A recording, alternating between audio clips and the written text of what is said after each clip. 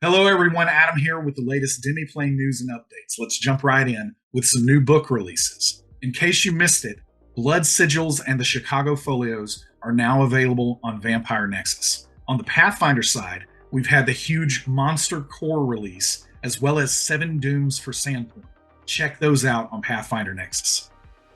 We are also terribly excited about the amazing start for the Daggerheart beta playtest. There have been hundreds of thousands of characters that have been created on Daggerheart Nexus, and this is providing valuable data and feedback to the Darrington Press designers as the playtest continues. Keep creating those characters, keep providing the feedback. It all has a huge impact on how the final game is going to shape up.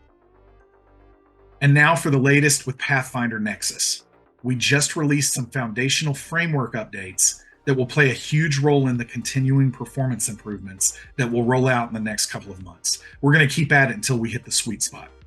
We also just released support for Eidolons. So if you're playing a summoner, you've got everything that you need in the character builder and character sheet now. Next up, we have alchemy and formulas. So if you've been waiting to play an alchemist or you've been wanting that additional support, that is what is in progress now with the team, and we'll provide more updates as we have them.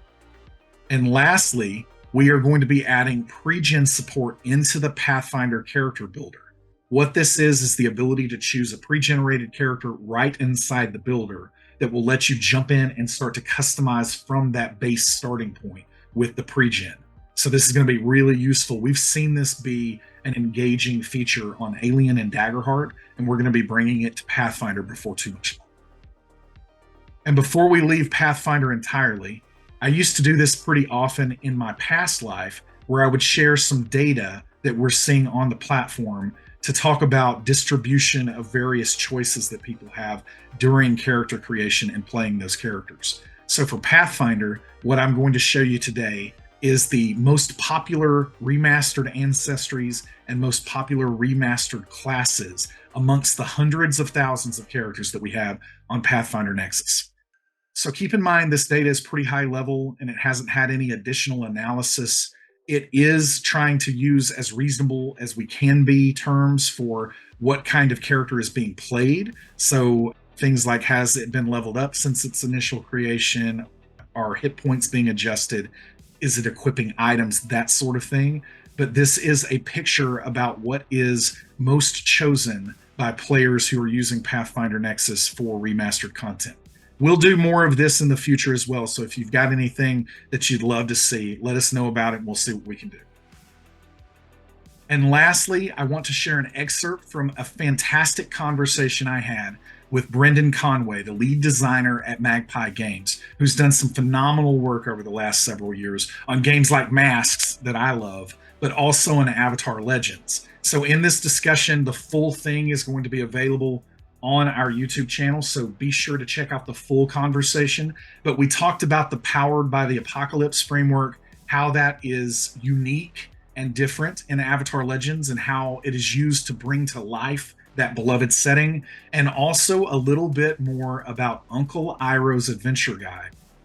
Uncle Iroh's Adventure Guide, we're sort of doing two kinds of books. We're doing a setting toolkit book, so we did Republic City as a setting toolkit. We're doing these adventure guides where we've done Wan Shi Tong's Adventure Guide, and this is Uncle Iroh's Adventure Guide. The final ending, the final close of the pre-orders is April 12th. I want to mention that if you pre-order from Magpie's site, we also have made some updates Magpie has to the storefront where you can add on the Avatar Legends Nexus version of that too. The idea is it's going to come with 5 pre-written adventures, one in each of the 5 eras of play. The special thing that we're doing is that it's all centered on a place called Jasmine Island. And Jasmine Island is famous for its golden jasmine tea. So we're following that place through those 5 eras. The adventures are all set on Jasmine Island through myriad crises that it faces over the course of those 5 eras.